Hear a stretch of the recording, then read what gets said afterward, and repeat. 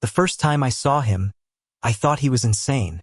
Who else would smile while standing ankle-deep in filthy floodwater, with thunder rolling overhead and half the town in ruins? Maybe that's what made me stare a little too long, because in that chaos, his smile looked like rebellion. And maybe rebellion was exactly what I needed. The storm had ripped through Louisiana like it wanted to erase us.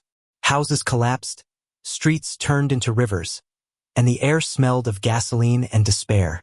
I was one of the stranded, clutching a backpack that held everything left of my life: some photographs, a Bible from my grandmother, and a half-dead phone. Then he appeared, a stranger in a white coat stained with mud, his voice carrying through the rain. "Are you hurt?" he asked, kneeling down to my level. For a moment I couldn't even answer.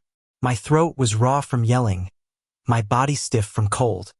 But his eyes, brown, steady, burning with something I couldn't name, pulled me out of the fog.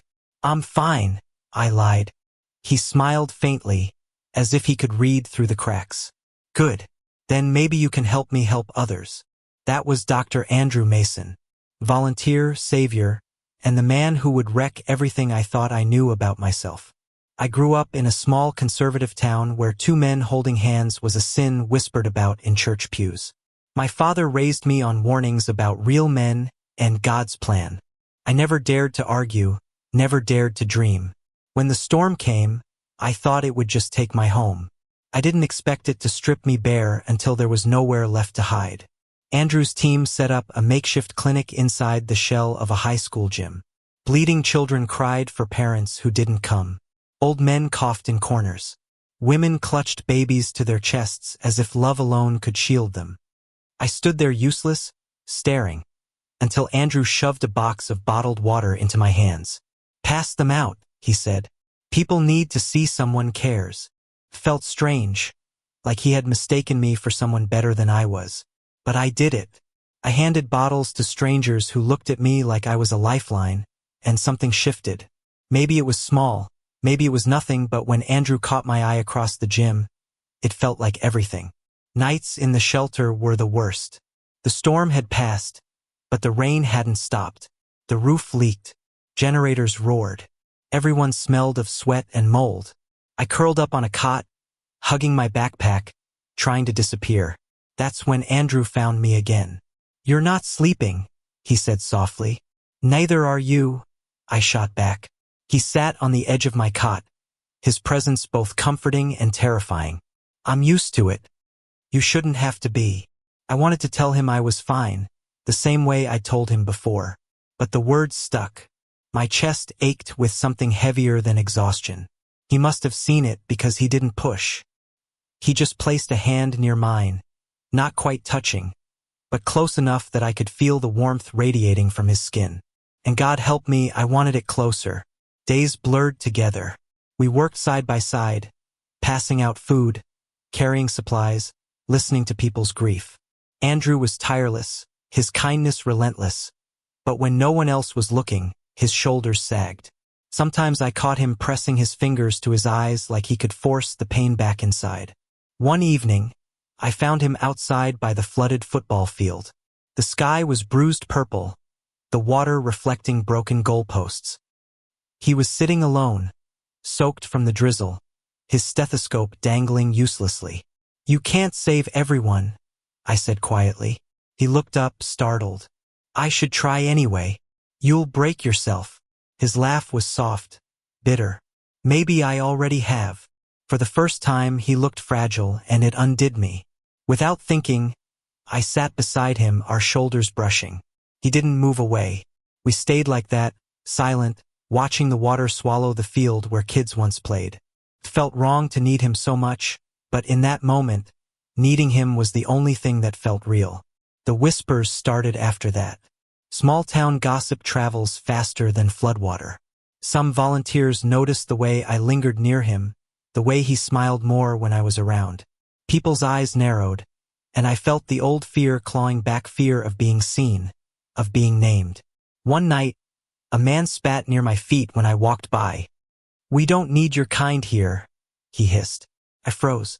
Shame burned through me, but before I could move, Andrew stepped forward, his voice steel. Say that again, he demanded. The man backed down, muttering, but the damage was done. My secret wasn't secret anymore. Afterward, I wanted to run, to hide, to bury myself in the ruins. But Andrew wouldn't let me.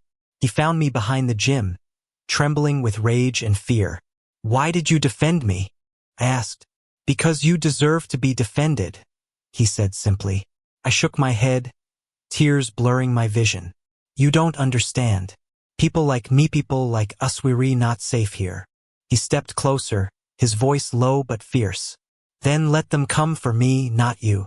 And then, in the dripping dark, he finally touched Maya's hand wrapping around mine. Firm, unyielding, like a vow. It was reckless. It was dangerous. It was the first time I felt alive. The town rebuilt itself slowly, like bones knitting after a fracture. Houses rose again from mud, streets dried, laughter cautiously returned. But inside me, something had already changed forever. I was no longer hiding. Andrew didn't let me. Every day, he walked beside me in the open hand brushing mine, shoulder leaning close, daring anyone to question it.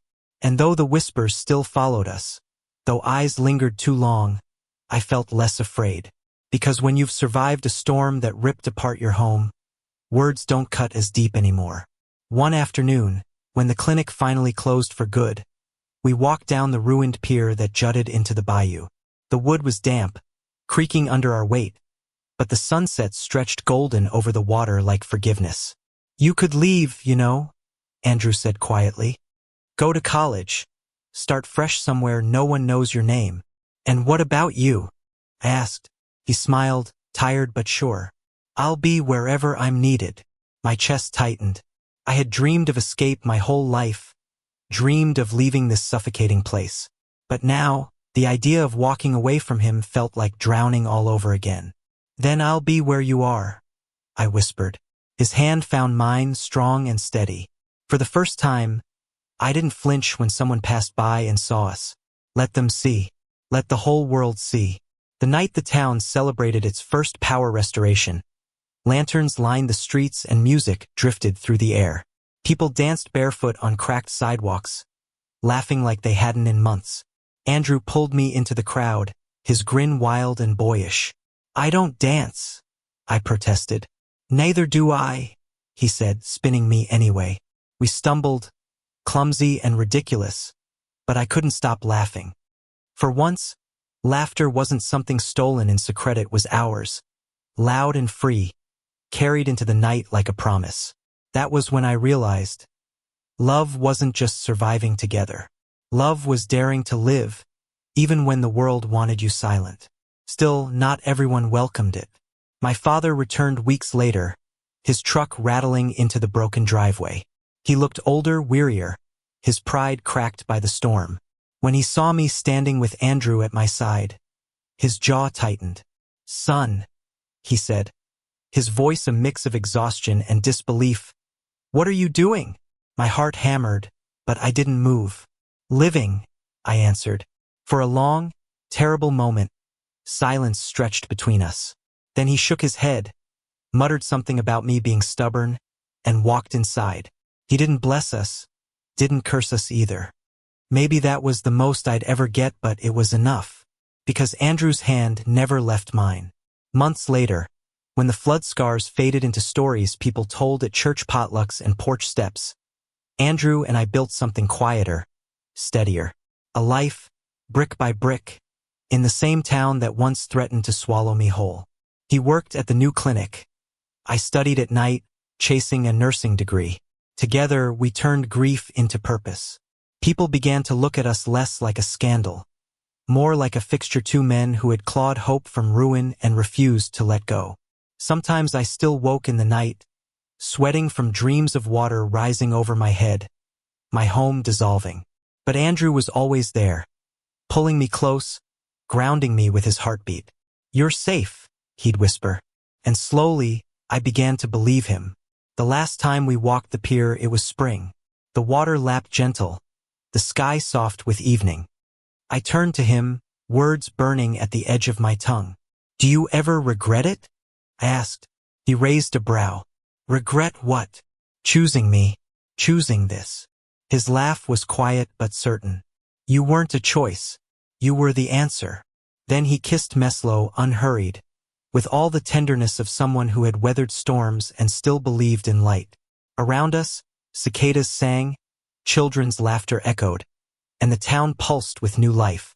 I thought about the boy I had been, hiding in shadows, praying no one would see.